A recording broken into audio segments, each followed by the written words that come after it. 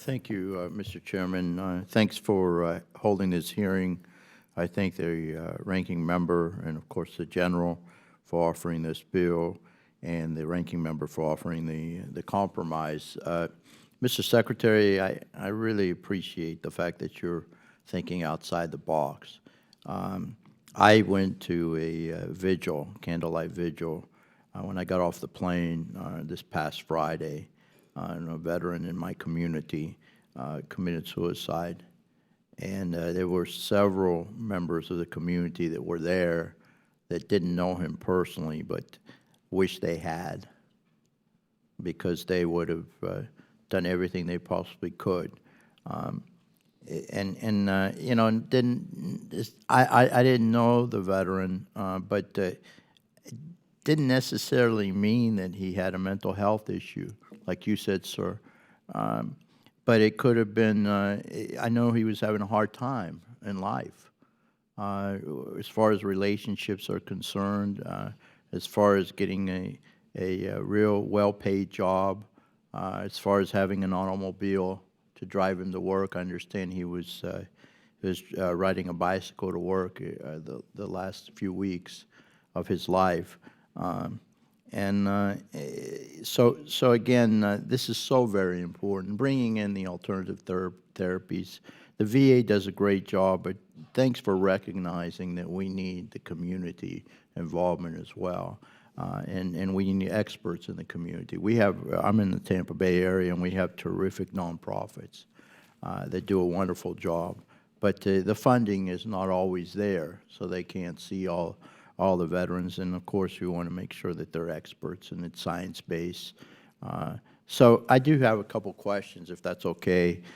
Secretary Wilkie, can you explain the relationship, if any, between the grant program that the Improve Act would create and the Prevents Task Force work, which is ongoing? If the Improve Act is enacted, how would you ensure that it is implemented in accordance and collaboration with the Prevents recommendations?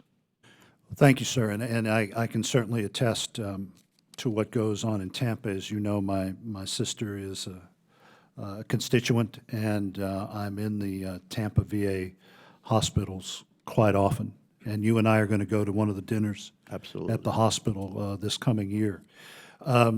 Prevents Task Force came after this legislation.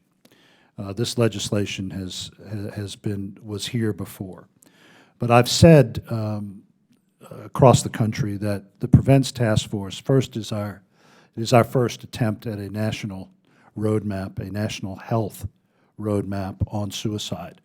And let me put that in perspective too. Growing up, the leading cause of death for teenagers during my era was automobile accidents. Today, the leading cause of death for teenagers is suicide. The New York City Police Department is ravaged by suicide.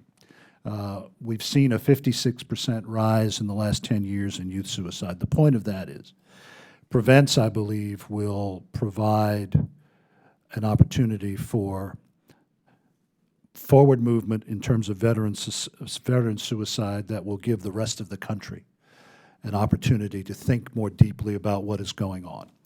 So, first goal, Prevents national roadmap. Second is to open the aperture to the community. This is the first step. I don't have to wait till the report is done in March to move out on what this committee is doing.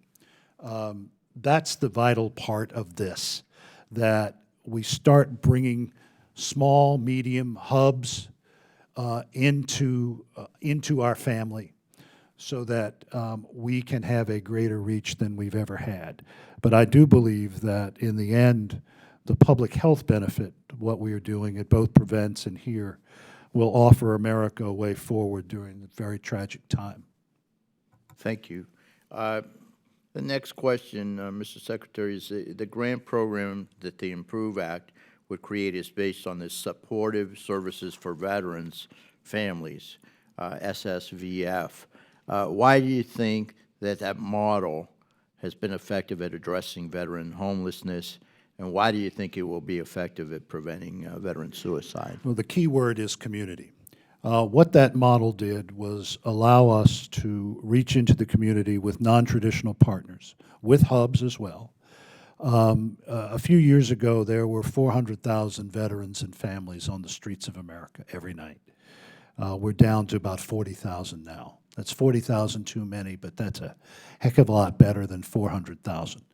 The reason this is modeled on that approach is that we know that approach works. We know that getting into the streets with the people who know the streets is the key, not only to finding homeless veterans, but it can be the way forward on suicide.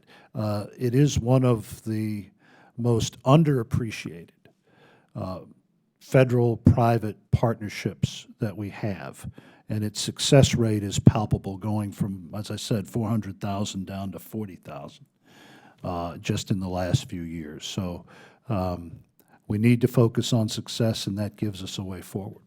Thank you. We have St. Vincent's de Paul, Catholic charity that does an outstanding job in the Tampa Bay area and has reduced homelessness. But if there's one homeless veteran out there, that's one too many. So this is so very important. And again, you talked about the Haley Tampa VA, and I know my time has expired.